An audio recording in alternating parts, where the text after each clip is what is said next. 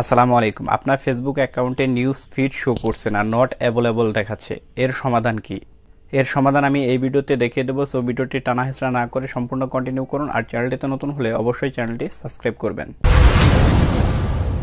প্রথমে আপনি আপনার ফোনের সেটিং অপশনে চলে যান। সেটিং অপশনে আসার পর এখানে আপনি নিচে আসবেন। নিচে আসার পর এখানে একটা অপশন আপনি পেয়ে যাবেন, অ্যাডিশনাল সেটিং। এই অপশনটিতে ক্লিক করুন। ক্লিক করে এখানে একটা অপশন আপনি পেয়ে যাবেন, time and date and time.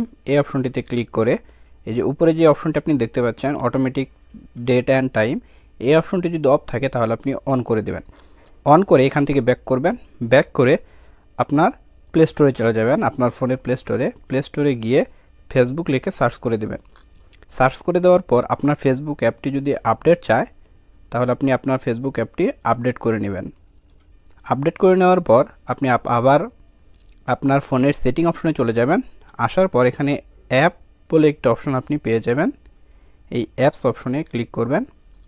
Click করার পর এই ম্যানেজ অ্যাপসে ক্লিক করবেন। ক্লিক করার পর এরকম একটি ইন্টারফেস আপনার সামনে ওপেন হবে।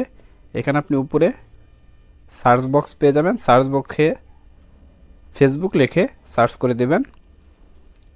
সার্চ করে দেওয়ার পর আপনার ফেসবুক আইডিটি চলে আসবে।